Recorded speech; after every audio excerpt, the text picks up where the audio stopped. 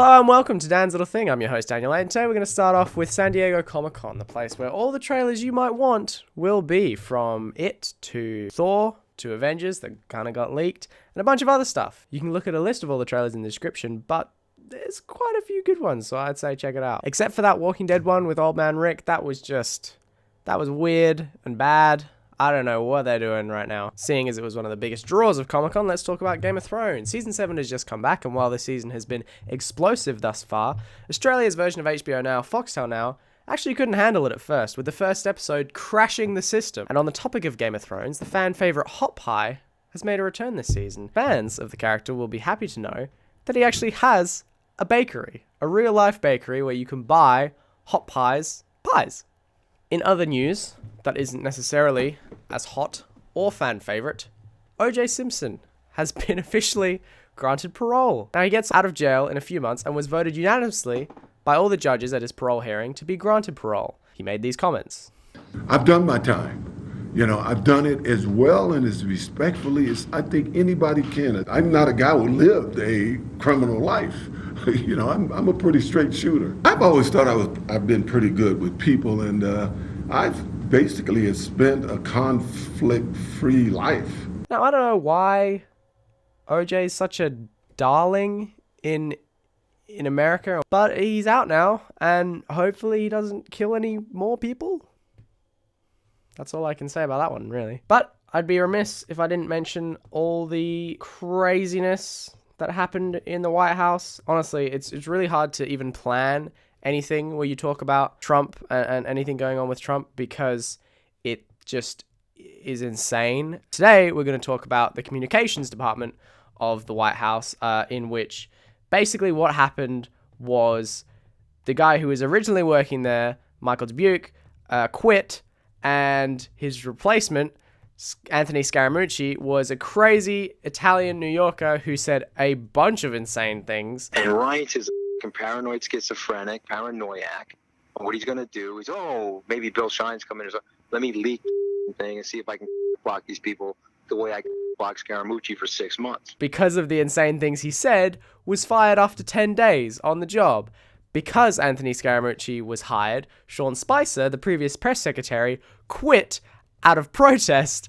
And while Scaramucci was there, he also got the former White House chief of staff fired.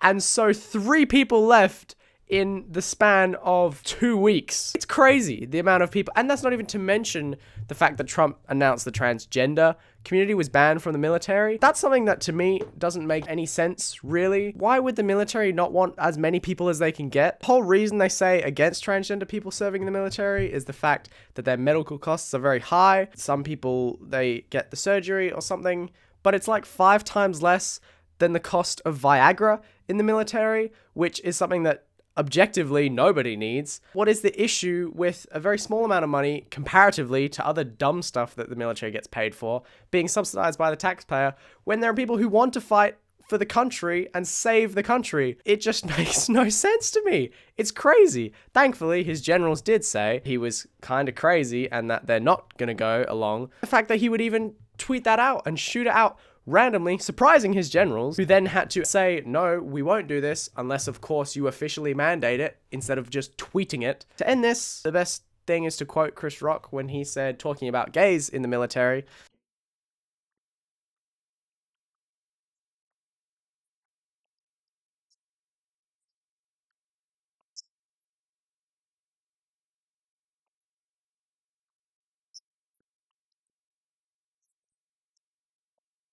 if a transgender person wants to fight, take them.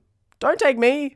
Damn. In other more encouraging news, Tesla, the company behind amazing futuristic cars and crazy solar-powered batteries and whatnot, has partnered with South Australia, the South Australian government, to create a large battery farm, the biggest the world has ever seen, to hopefully stabilize the grid. And I, for one, think this is a great deal. Damn good deal. The way Elon Musk is handling this, offering it in 100 days or it's free, is incredibly forward-thinking and innovative. I think that he's an amazing CEO. I think it's going to do great for the Australian electricity grid, but also to show Australian policymakers that renewable energy and sustainable energy is a good way forward. Okay, so next story is kind of weird. This group of cops went into a house to scope out the place and were attacked by a man with a sword. Thankfully, the cop is fine. I just think it's crazy that someone would wield a sword. I just thought that was worth sharing because it's a weird headline to read. I don't know what kind of drugs he had taken or what movie he had been watching. I assume it was Kill Bill. Now is the time we cover something tragic. People who are fans of the iPod. Apple killed it. Apple killed the iPod. Oh. The iPod Shuffle and the iPod Nano are obsolete. They're gone. Nixed.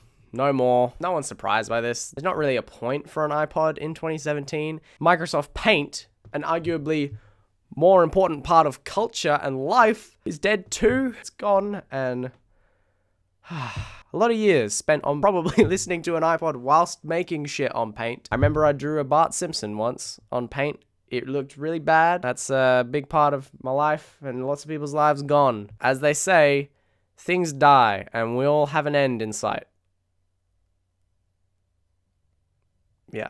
Moving on to some good news to remedy that. A comedian by the name of Lewis Spears, an independent online creator, has just been able to fund his own comedy show. The show is called Death Threats Don't Scare Me, and he crowdfunded the whole thing. He's made about $35,000 so far. The reason he did this was because no major TV network would take him. They said that if he wanted to make a special with them, he would have to totally censor his content. He decided to say, fuck you guys, I'm going to make the special my way, and I'm going to sell it directly to my fans. He is putting in $15,000 of his own money to the project, which, good on you, Lewis. If people can't get funded to make their own content the way they want to make it, they're going to do it themselves. That's the way of the future. That's the YouTube generation, having the Louis C.K. model of selling a comedy special for $5, DRM free, directly to the customer. It's the way of the future, and I got nothing but congrats for you, Lewis. So, final story brings some very, very, very good news to the nation. Some good news if you enjoy a tipple. A new study has revealed that drinking alcohol most days of the week can actually reduce the risk of developing diabetes by 27% in men and 32% in women. Yes. See, when I get drunk on Friday nights, it's not because life is terrible, nothing matters. It's easier to drink your sorrows away than face everything that life holds and confronts you with. It's because beer is good for you, that's why. Take that news how you want. Drink how you like. Enjoy life. That's the message of this show. That's what we're here to do. Alright, that's the show. Thanks for watching. Lovely to see you. I don't know what that was with my hands. Thank you for stopping by. Have a lovely week, and I will see you next time. Next time, I will talk about the current White House thingamajues and the Australian same-sex debate. Stay tuned for that. I'll see you around. Boom. God, I'm gonna go have a drink.